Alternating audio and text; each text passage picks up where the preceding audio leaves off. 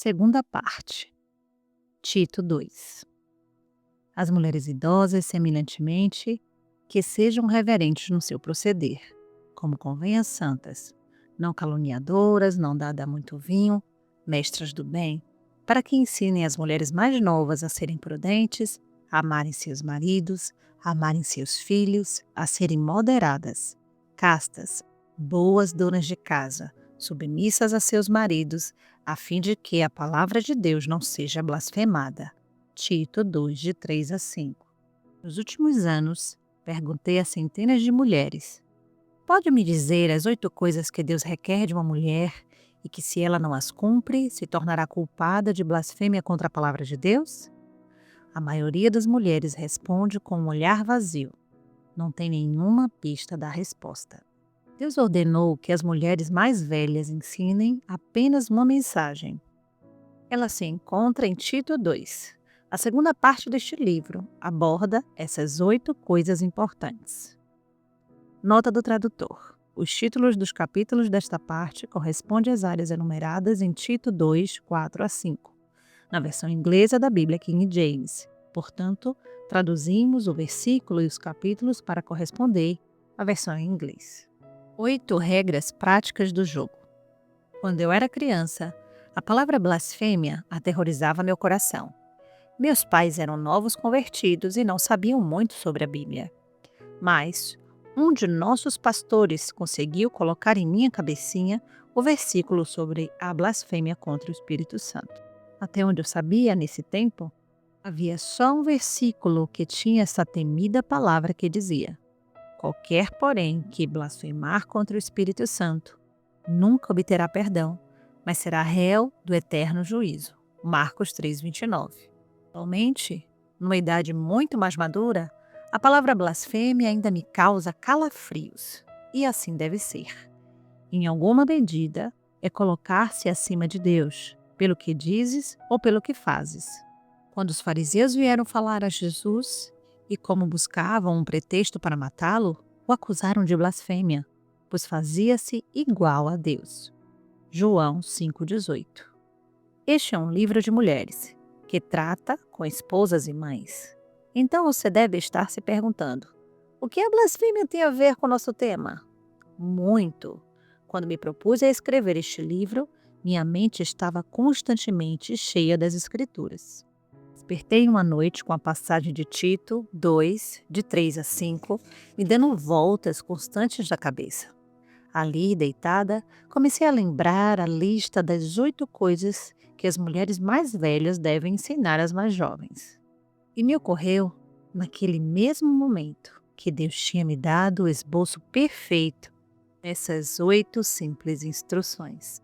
As mulheres idosas, semelhantemente, que sejam sérias no seu viver, como convém às santas, não caluniadoras, não dadas a muito vinho, mestras do bem, para que ensinem as mulheres novas: 1. A serem prudentes, 2.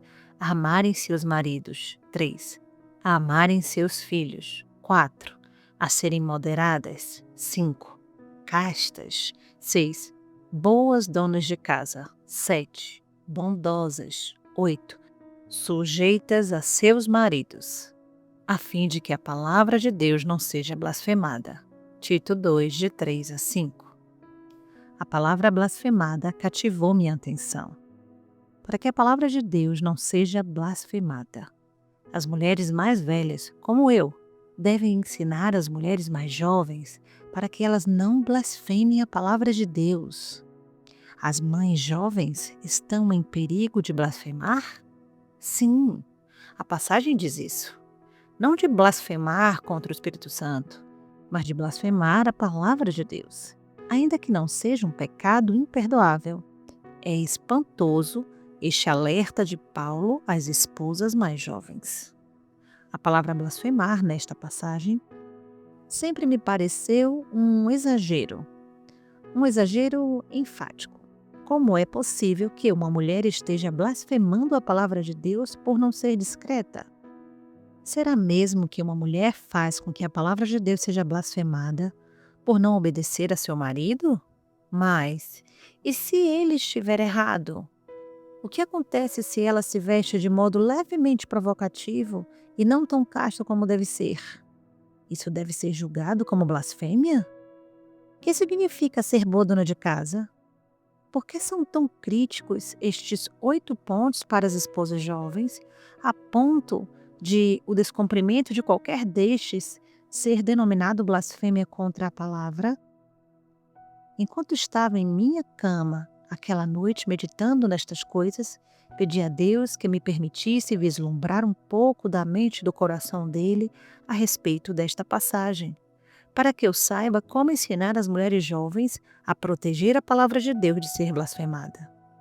Ele o fez, e sua resposta me quebrantou o coração. Jamais poderia imaginar o triste horror que me ensinaria precisamente o porquê da palavra blasfêmia ser realmente a mais indicada. Mas primeiro, examinaremos as 8 características, uma por uma, as quais Deus ordena que as mulheres mais velhas ensinem às mais jovens. Capítulo 15. Característica número 1. Ser prudente. Tito 2:4. Para que ensinem as mulheres novas a serem prudentes. Ser prudente, cumprir com o dever, ser moderada, ter domínio próprio, ser considerada e aprender a tomar decisões e fazer julgamentos sábios. E a sabedoria e a ciência reinarão em seus templos, e a abundância de salvação. O temor do Senhor será seu tesouro. Isaías 33:6. Senso comum.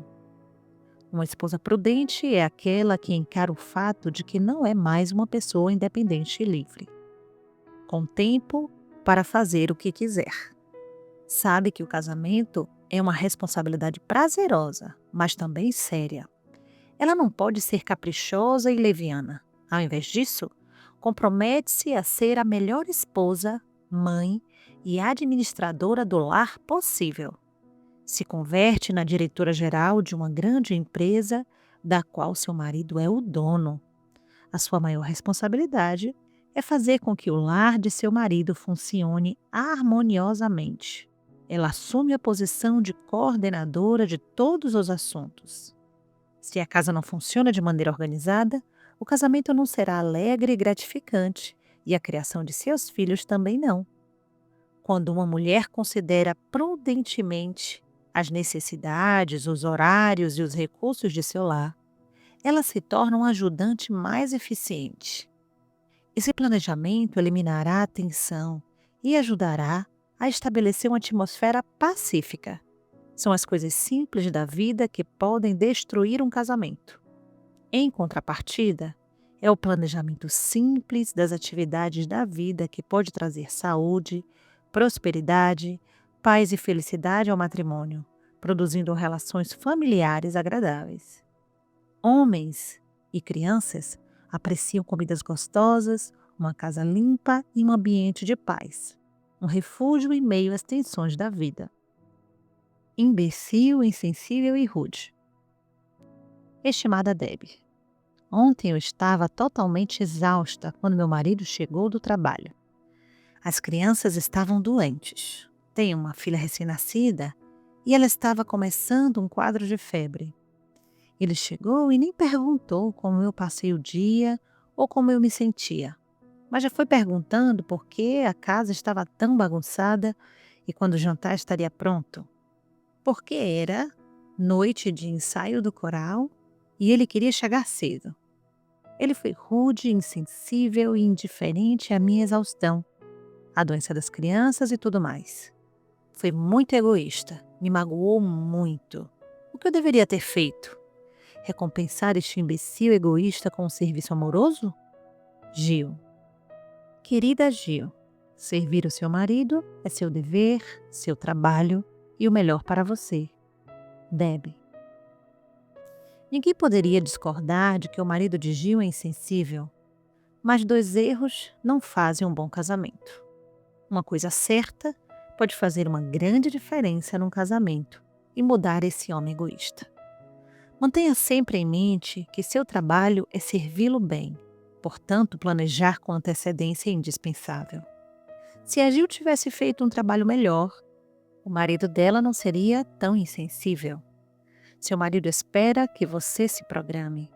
Ele planeja no trabalho, senão ele estaria desempregado.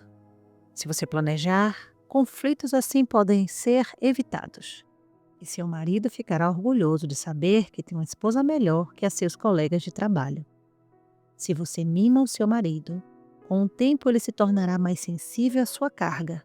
Mas para tanto, tem que se tornar uma guerreira e mostrar-se forte. Eu já tive várias crianças doentes e sei que muitas vezes não é fácil, mas você pode manter a casa em ordem, preparar refeições e deixar tudo funcionando tão bem como sempre. Como mães, frequentemente ficamos angustiadas por um filho doente, mas isso não é motivo para negligenciarmos nossas outras obrigações. A esposa prudente se põe à altura. Ela sabe como lidar com cada circunstância. A tarefa. Aprenda a usar a ferramenta maravilhosa da cozinha, a panela elétrica de cocção lenta. No momento, enquanto escrevo, é domingo. Hoje, às 8 da manhã, eu coloquei vários pedaços de peito de frango congelados e arroz numa panela elétrica.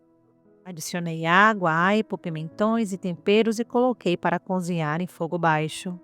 Ao meio-dia, a casa estava tomada por um aroma maravilhoso e o almoço estava pronto, a não ser por uma salada simples que levou somente alguns minutos para preparar. Depois de termos comido, eu adicionei mais água e tempero à panela elétrica, que agora só tinha um pouco de arroz e alguns pedacinhos de frango. Este caldo simples cozinhou durante a tarde e foi o prato principal de nosso jantar. Enquanto estávamos na igreja, eu perguntei a uma menina de 11 anos sobre como preparar comida para sua família de 12 membros. Se a mãe te pedisse para colocar um frango em uma panela elétrica, ou 3 frangos em 3 panelas desse tipo, com arroz e temperos todo domingo de manhã, você conseguiria? A irmã dela de 12 anos riu e respondeu: não seria um problema. Ninguém pode negar que o marido da Gil é insensível, mas 2 erros não fazem um casamento. Simplifique, simplifique, simplifique. Nunca ofereça a seus filhos mais de uma opção de café da manhã. Várias opções só irão confundir a mente da criança. As opções também dão lugar às discussões e descontentamento.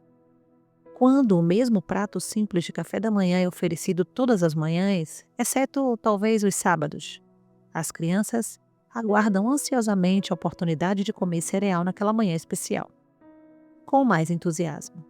Isso pode ajudar seus filhos a desenvolverem mais gratidão e tornar as manhãs mais harmoniosas. Uma refeição simples, mais satisfatória que pode ser servida às crianças é pão tostado com creme de amendoim, que pode ser servida em um guardanapo.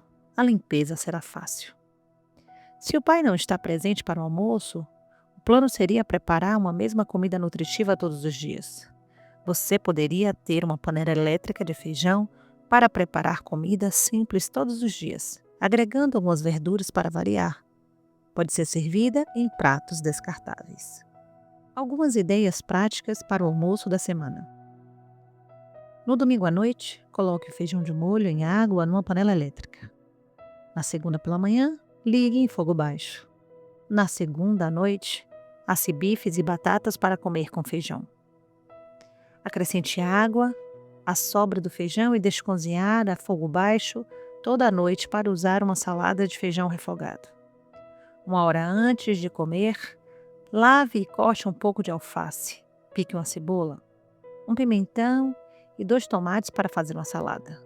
Doure 1 quilo de carne moído e deixe metade da carne moída, já cozida, em um saco de refrigeração para o macarrão da quarta. Tempere a outra metade da carne e conserve quente. Prepare a mesa colocando molho, queijo ralado, salsa, verduras picadas, feijão e carne. Na quarta, ao meio-dia, ponha na panela elétrica a carne moída pré-cozida que sobrou com cebola, pimentão e salsinha picada e salteada, com tomates picados e uma lata de molho de tomate, temperado para macarrão. 1 hora antes da refeição, faça uma salada e esquente água para fazer talharim 10 minutos antes da comida. Quarta noite, lave a panela elétrica de cocção lenta e coloque feijão preto de molho. Na quinta, pela manhã, ligue a panela em fogo lento para cozinhar o feijão preto. 2 horas antes da refeição, acrescente calabresa defumada. Cozinhe arroz suficiente para 2 refeições e sirva o feijão preto por cima do arroz e uma vinagrete. Acrescente água à sobra do feijão preto na panela com um pouco do arroz para cozinhar a fogo lento, por toda a noite, para o almoço seu e das crianças na sexta. Põe o arroz que sobrou no refrigerador para a janta na sexta. Use o arroz e feijão preto que sobrou na panela para a comida das crianças. Pegue as sobras de arroz do refrigerador para preparar um arroz recheado. Pique cebola, pedaços de carne, frango, salmão, bacon, carne. Refogue, misture com arroz, depois adicione ovo mexido, salsa. Tempere com sal e pimenta do reino. Prepare uma salada. No sábado, faça um churrasco com hambúrgueres, lata de feijão cozido e sobremesa de biscoito. Uma esposa prudente considera suas opções, faz seus planos e os segue para evitar a confusão da má administração. No domingo, tenha disponível frango para cozinhar. Pela manhã, coloque o frango, um talo de salsão, uma lata de sopa de creme de canja de galinha na panela e tempere. Antes de sair para a igreja, corte 10 tortilhas de farinha em tiras de 5 centímetros e adicione-as à panela com o frango. Saboreie deliciosos frangos e tortilha ao chegar em casa. Não é um marido ruim, nem um mau dia que ocasiona problemas na cozinha e na limpeza para jovens esposas. É a falta de um simples planejamento. Quando eu era criança, sempre comíamos os mesmos pratos em certos dias. O jantar estava pronto às 17. Sempre jantávamos ervilhas, batatas e bifes às segundas, bolo de carne com batatas doces e saladas de repolho às terças. Seu relacionamento com seu marido é o papel mais importante que você terá na vida. Se falhar nisso, terá falhado em seu chamado e perdido o plano perfeito de Deus. Às quartas era pernil com purê de batata e vagens, espaguete e salada às quintas, peixe, batata frita e saladas às sextas. A refeição que Jesus preparou para seus hóspedes. Um jantar fixo para cada dia da semana facilitava a mamãe planejar e fazer o mercado da semana. Meu pai contava com o jantar e sabia o que estava pronto, quentinho e esperando por ele, quando chegasse do trabalho. A chave é o planejamento. Uma lista de compras com os jantares da semana bem definidos é ferramenta muito útil. Como esposas, nossa missão na vida deve ser aperfeiçoar nossa maneira de agradar nossos maridos. Às vezes, a conservação de uma boa relação com seu marido não requer mais que a realização de tarefas simples, como ter preparado uma boa refeição preparada na hora e uma casa limpa, mesmo quando não é fácil ou conveniente fazê-lo.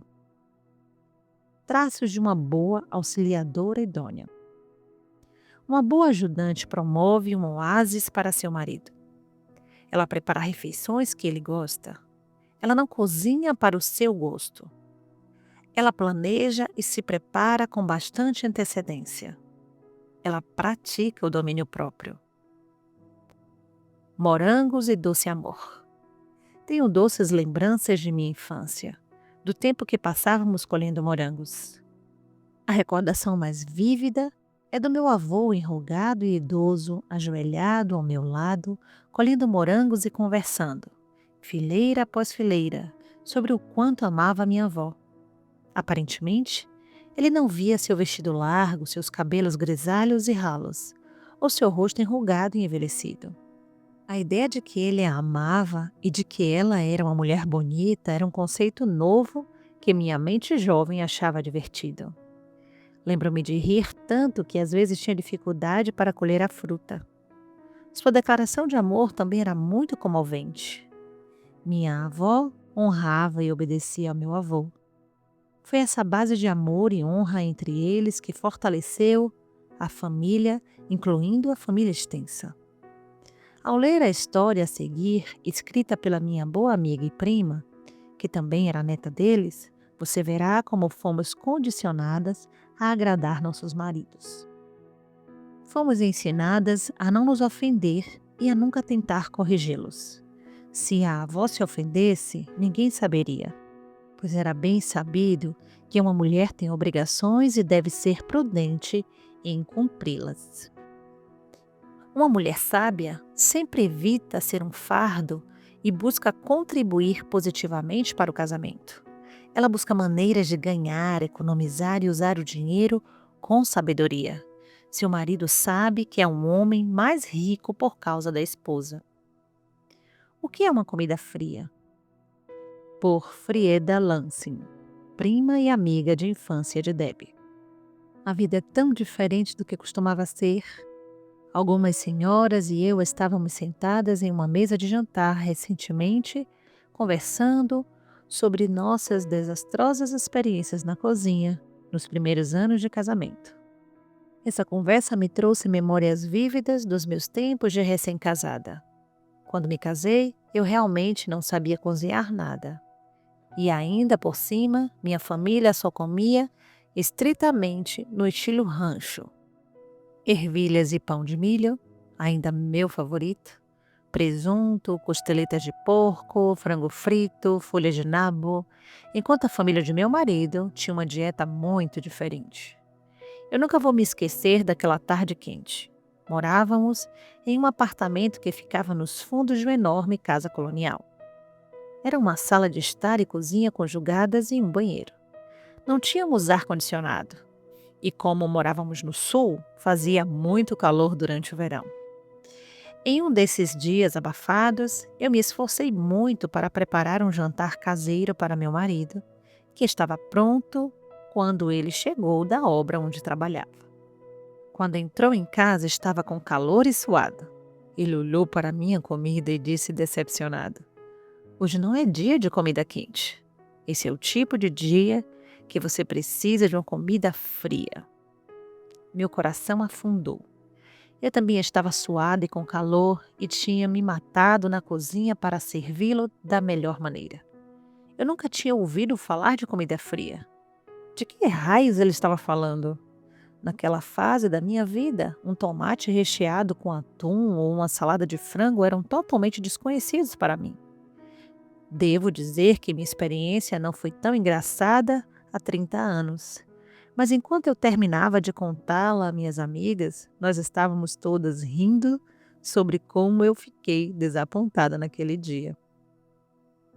Era considerado ridículo guardar ressentimentos. Nenhuma mulher com dignidade se ofendia ou andava aborrecida. Fiquei surpresa ao ver que uma das mulheres mais jovens à mesa não achou graça e perguntou: "Você jogou a comida nele?" "Eu teria jogado." Isso me fez parar e repensar aquele dia. Eu estava com raiva? Será que eu quis jogar comida no rosto dele? Eu realmente não me lembro de ter pensado isso. Sim, lembro-me de me sentir magoada e triste.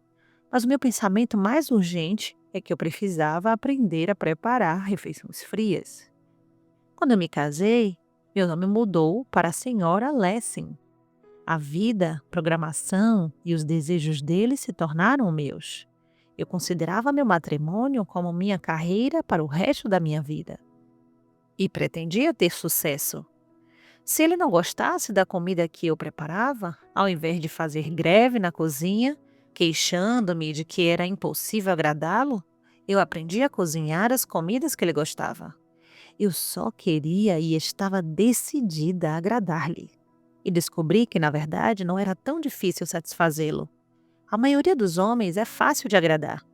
Eu escutei recentemente alguém dizer que tudo que um homem precisa é comida, sexo e respeito. E ele estará bastante satisfeito. Esse pensamento é simplificado demais. Mas pela minha experiência própria, eu sei que essas são necessidades básicas e elementares de todo marido. Então, eu tenho trabalhado nessa perspectiva há quase 33 anos. Eu tenho prazer em dizer que meu marido se deleita em mim. Eu estava determinada a conquistar seu deleite. Mais madura, mais sábia e ainda muito apaixonada, Freida. A mulher sábia não permite que seu espírito se agite com pequenas coisas. Com um espírito quieto e humilde, ela procura tornar tudo melhor. Tempo de reflexão. Foi de agrado do Senhor que a Freida procurasse aprender a cozinhar as comidas que seu marido gostava? Teria sido pecado reagir com raiva ou ressentimentos? Você teria procurado agradar seu marido se ele tivesse lhe tratado com tamanha ingratidão e insensibilidade? Você acha que o marido dela estava sendo cruel? Quando você se casou, encarava seu casamento como uma carreira profissional de agradar seu marido? A mulher virtuosa é a coroa do seu marido. Porém, a que procede vergonhosamente é como podridão nos seus ossos. Provérbios 12, 4. Desenvolva um novo hábito. A maioria das esposas que leem este livro foram formadas para não honrar seu marido. O mais provável é que tenha sido treinada pelo exemplo de sua mãe para não respeitar e para ter ressentimentos contra seu pai. Você foi treinada por meio de assistir a sua mãe desaprovar os maus hábitos de seu pai. E nada mudou no modo como você trata seu marido.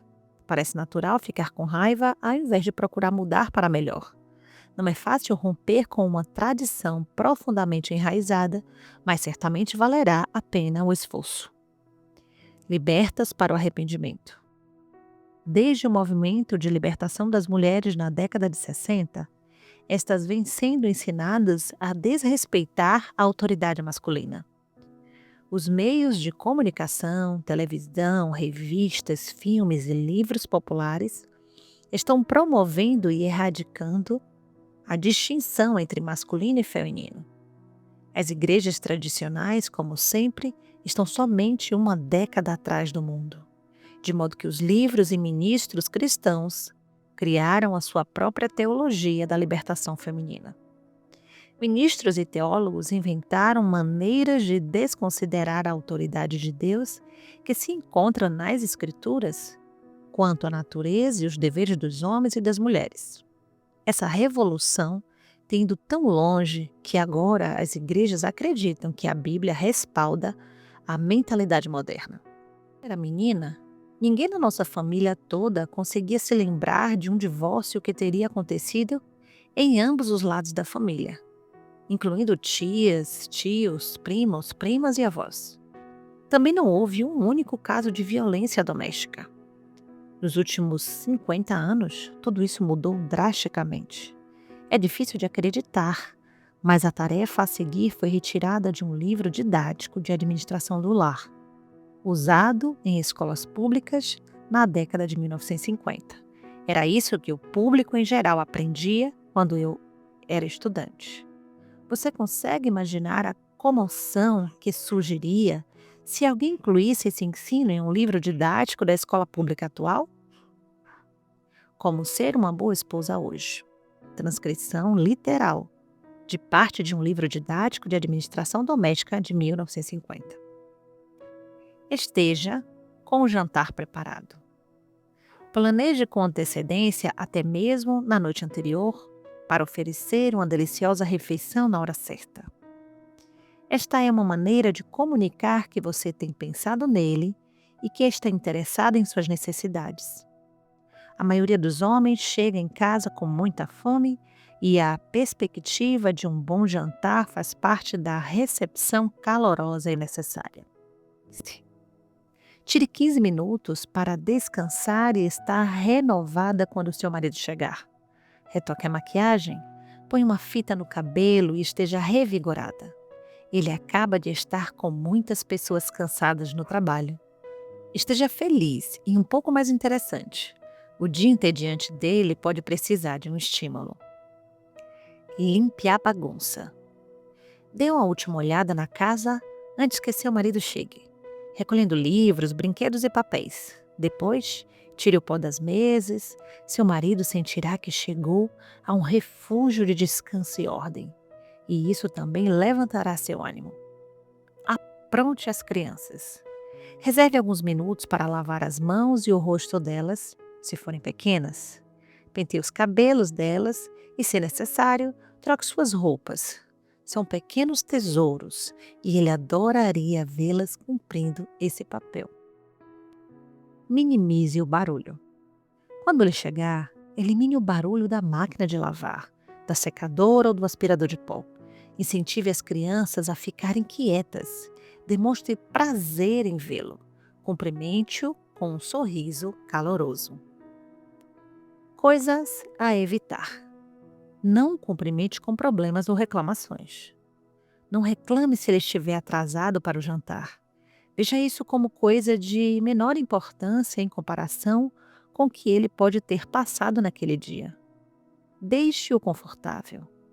Veja se ele quer se reclinar no sofá ou sugira que ele se deite um pouco no quarto.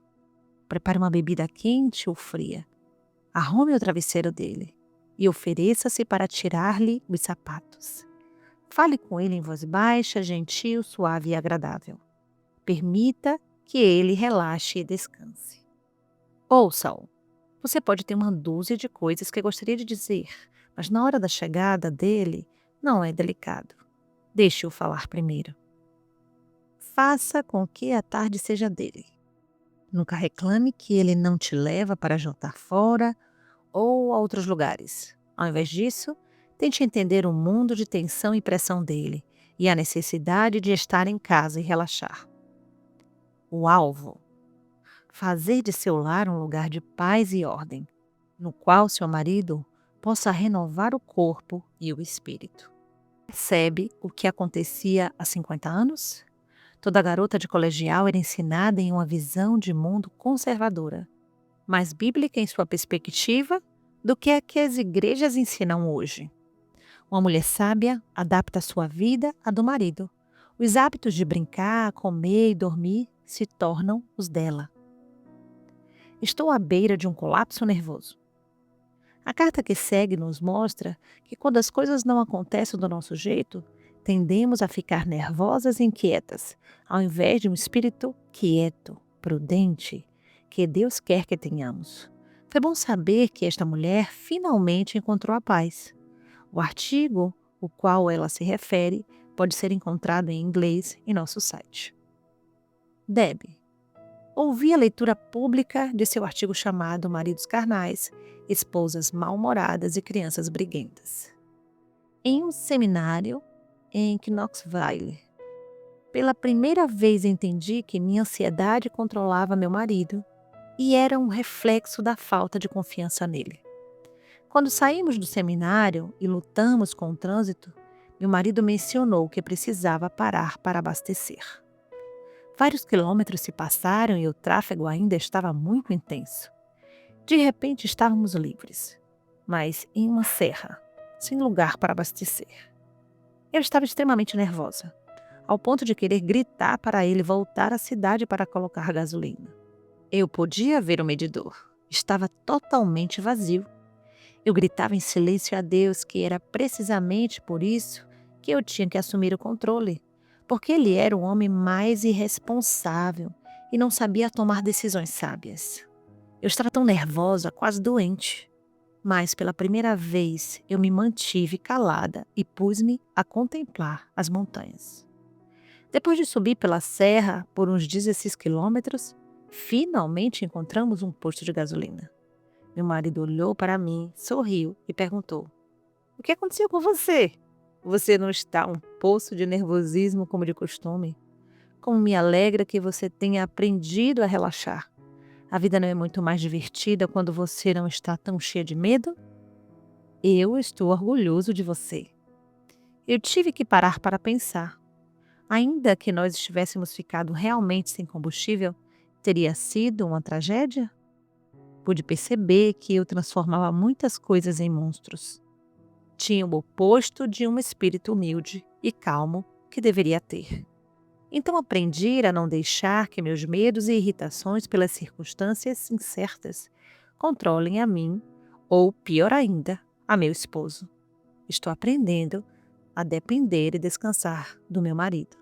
Sara. Pois o mesmo sentimento que houve também em Cristo Jesus. Filipenses 2:5. Você crê que Deus teria podido usar Maria como mãe de Jesus se ela tivesse permitido ter um ataque nervoso porque o seu entorno não estava limpo e em ordem? Santuários pessoais. Muitas mulheres evidenciam que carecem da prudência bíblica ao tratarem suas casas como santuários que precisam ser protegidos, ao invés de espaços para poderem desfrutar de suas famílias. Elas ficam emocionalmente perturbadas se sujam o carpete ou se crianças acidentalmente derramam leite no sofá. Elas se desequilibram emocionalmente pelo que ocorre no seu ambiente. Se você tem esse problema, permita-me perguntar: como você se sentiria se o seu marido não promovesse nada além de um curral para você dar à luz ao seu primeiro filho? Esse é o caso de Maria, a mãe de Jesus. Você acha que Deus poderia ter usado Maria para ser mãe de Jesus se ela desse uma crise ao se ver naquele ambiente sujo e desordenado? Pense na menina Maria em cima de um burro por quilômetros, em meio às contrações, enquanto seu marido procurava desesperado por um lugar para ela dar à luz. Muitos têm especulado sobre quais virtudes Maria teria para que Deus a tivesse escolhido para ser a mãe do nosso Senhor. Eu posso te dizer como ela era. Tinha eternidade em seu coração, possuía domínio próprio, era cuidadosa e estava sempre aprendendo a tomar decisões sábias. Quando uma jovem aprende a ser prudente, não viverá para satisfações imediatas e temporárias. Apreciará aquelas coisas que duram para a eternidade. Mamãe e Papai do Monte, por Rebecca Pearce, aos 16 anos, em abril de 1991. Para fazer tantas pendências. O trabalho nunca se acaba e a tarefa não é nada divertida. Ninguém agradece seu trabalho, não há nenhum salário, somente o que tem para o jantar. Não tem milho com carne? Você esfrega e varre, sacode e dá brilho. Então, olha para a sala e o que vê? Patos dele no chão, o casaco na cadeira, seu traseiro no sofá, os pés para o ar. Então, você tira os sapatos, joga para o lado sua vassoura e pisca para o velho, para que lhe dê um lugarzinho. Que meus pais tenham um matrimônio feliz. Lições sobre prudência. Traços de uma boa auxiliadora idônea. Uma boa ajudadora estabelece um refúgio de descanso em seu lar. Se adapta aos horários e hábitos alimentares de seu marido. Ela irá relaxar e aproveitar ao máximo sua família, ao invés de angustiar-se e preocupar-se. Palavra que Deus usa para descrever uma mulher ímpia. Procure em uma concordância bíblica, por versículos que contenham as palavras que sugerem e anote-os.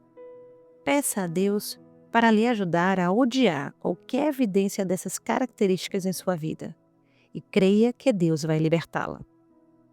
Tola, rixosa, insensata, ignorante, porca com joias, indiscreta, imprudente, iracunda, odiosa, anda de casa em casa, fofoqueira, ociosa, teimosa, fala alto, espalhafatosa, mexeriqueira, intrometida, inquieta, astuta. Trate seriamente com Deus. Pense na última vez que você ficou com raiva ou ofendida porque seu marido lhe respondeu de uma maneira que você considerou errada. Lembra que o outro lado da moeda da raiva é ficar ofendida? Os dois lados pertencem à mesma moeda e, portanto, compram os mesmos resultados: um casamento ruim e uma relação tensa. Quanta diferença faria se, no meio do conflito, você se lembrasse de que seu trabalho é agradar a este homem? Escreva sua própria história. Comece registrando aquela que terminou em confusão. Ida, escreva como ela deveria ter terminado. Lembre-se, ele não precisa estar certo ou ser gentil para que você reaja da maneira piedosa. Esse exercício irá ajudá-la a ver de forma diferente as razões para honrar seu marido.